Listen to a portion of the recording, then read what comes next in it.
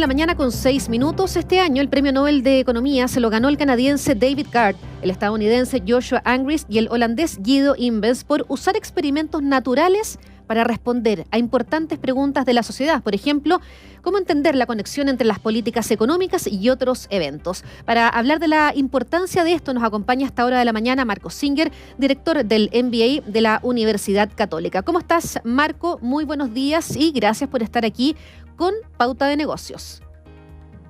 Hola, Gabriela, ¿cómo estás? Muy bien, hoy día ya en estudio. Muy bien, preparada para la clase. Preparadísima para la clase. Justamente, como tú dices, vamos hoy día a hablar de estos premios Nobel. Pero vamos siempre a partir de muy de atrás para entender bien el contexto. Fíjate que en una carta muy famosa, Albert Einstein le decía a Niels Bohr que Dios no juega los dados, sino que ha dictado leyes, de acuerdo a la cual la realidad se desarrolla, y el afán de la física es descubrir esos pensamientos de Dios. Entonces, la física se convierte en la base de, por ejemplo, la ingeniería, porque escribe sus leyes, y de la misma manera, la economía es a los negocios, es como una analogía. La economía es la que escribe las leyes de acuerdo a la cual se desarrollan los negocios, y por eso en el MBA nosotros también estudiamos economía, y por eso nos interesa mucho entender el aporte que hicieron estos señores Card, Angrist e Imbens a un tema muy particular que tiene que ver con detectar la causalidad a través de no experimentos, sino lo que vamos a hablar que son experimentos naturales. Y es importante, y ahora empiezan las preguntas, entender que causalidad es distinto que correlación. Dos cosas pueden ir en la misma dirección, pero no necesariamente ser causadas. Por ejemplo, sabemos hace mucho que mientras más años de estudio tiene un niño, de adulto va a ganar más dinero, pero no necesariamente es la educación la que causa que posteriormente tenga más ingresos. ¿Se te ocurren a ti, por ejemplo, factores que incidan simultáneamente en que el niño estudie más años y además que tenga más ingresos de adulto? Me imagino ahí, Marco, que eso apunta a la escolaridad de los padres o al nivel de ingreso que tenga esa familia en específico.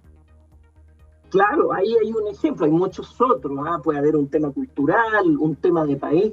Uno no sabe, pero uno se pregunta, a ver, un momentito, es cierto que más años se relaciona con lo otro, pero no hay una causalidad necesariamente. Entonces, en el mundo, tú sabes, en el mundo de la salud se hacen experimentos clínicos, y déjame darte un ejemplo parecido al que se hizo, por ejemplo, con el CoronaVac, pero que lo aplicáramos para averiguar si efectivamente más años de estudio significan más ingresos. Imagínate el siguiente experimento. Tomamos, no sé, a 100.000 niños y los obligamos a estar solamente 10 años de escolaridad. A otros 100.000 niños, 11 años. Y a otros 100.000, 12 años. Y luego, no sé, pues, 20 años después observamos cuál de esos 100.000 niños tuvo más ingresos. ¿Tú crees que es viable una cosa así? O sea, sería un experimento de partida, Marco, bien antiético, ¿o no? O sea, imagínate, le toca a tu hijo, que está obligado solamente a tener 10 años de escolaridad. Bueno, vas y tú matas al científico porque hizo ese experimento y a todos los que lo ayudaron. No, sería una cuestión, pero inviable. Por eso, fíjate, es tan difícil investigar las cosas en el mundo de las ciencias sociales, porque en el mundo físico, incluso en la biología, tú haces experimentos y si tienes cuidado, todo ok. Pero en el mundo de las ciencias sociales es muy complicado, te puedes meter en un tema ético horrible. Entonces, ocurre que a veces se dan estos experimentos de manera, como descubrieron estos premios Nobel, de manera como natural.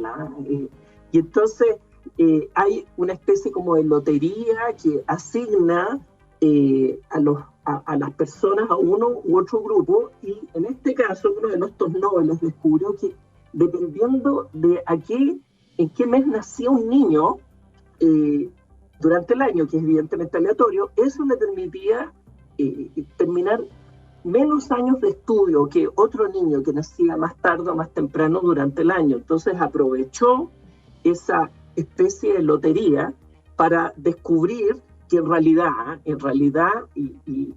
se daba que más años de estudio causaban que la persona muchos años después tuviera mayores ingresos. Entonces, en este caso se comprobó la intuición. Pero hay otros casos en que no. Y otro de los premios Nobel descubrió otro ejemplo, otro experimento natural que te voy a también a hacer una pregunta, así que pon atención. Mira, tiene que ver con el tema del salario mínimo.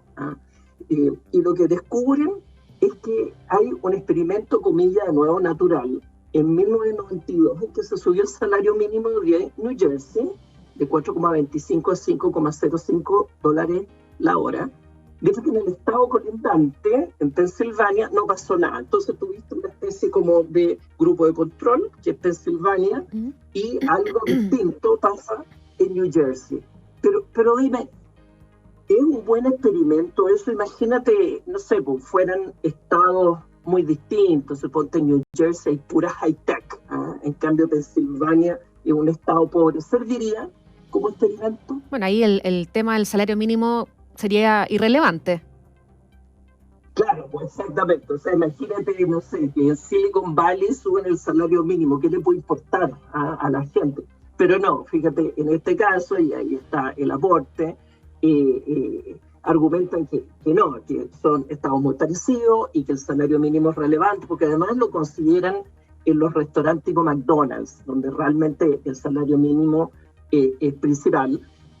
Pero fíjate que ahí descubren algo que va contra la intuición. Porque ¿cuál es la intuición? Si sube el salario mínimo, ¿qué pasa con el empleo? ¿Cuál es la intuición de eso? Bueno, menos empleo. Exacto. Eso menos puestos de trabajo. Menos puestos de trabajo, algo que es como sentido común. Pero a veces mucho cuidado con el sentido común, porque en este caso no se comprobó eso. Entonces se dispara, fíjate, estos son trabajos que disparan líneas de investigación, no las cierran. Entonces se disparó una serie de respuestas y contrarrespuestas. Así que no está cerrado el tema, por supuesto, pero ahí tú tienes un ejemplo. Y todos estos ejemplos son muy importantes para Chile. Justamente estos 3 premios Nobel se dedican a 3 cosas, fíjate: educación, salario mínimo y migración. Temas que hoy día están pero totalmente sobre la palestra aquí en nuestro país y sobre todo con el tema de las elecciones. Absolutamente. Entonces, como que esto, más que para la escuela de negocios, todo es importante para la política. Para los candidatos, claro. Claro. Así que espero que estén escuchándose, pues, Gabriela. Es lo más probable. Es lo más probable. Oye, mira, vamos al tema que nos interesa siempre en estas clases, que son las aplicaciones a la empresa. Porque, bueno, al final, tú sabes, nos interesa el crecimiento y la prosperidad. Y aquí yo te cuento un ejemplo personal que me encarga un conocido empresario que tiene un gran campo con vacas, oye, a ver cómo aumentar la productividad. A él no le interesaban los papers ni la teoría, por supuesto. Lo que quería era que sus vacas produjeran más leche y fíjate que estaba el estándar chileno muy por debajo de los benchmarks internacionales tipo Holanda o Israel. En Chile se producía un poquito más de la mitad. Entonces, claro, uno podría haberle dicho, ya, pues, vamos a hacer experimentos, vamos a tomar, no sé, 1000 vacas tuyas, las vamos a alimentar de esta manera, otras 1000 vacas de esta otra manera, otras 1000 vacas, no sé, les vamos a poner carpa. ¿Tú crees que es viable? Que me habría dicho, sí, claro, tómate un par de años a todos los experimentos. ¿Tú lo ves? O sea, si él quiere aumentar la productividad rápidamente, bien inviable esa idea. Ni una posibilidad. Si lo que los empresarios necesitan, por supuesto, son resultados rápidos y no producir paper.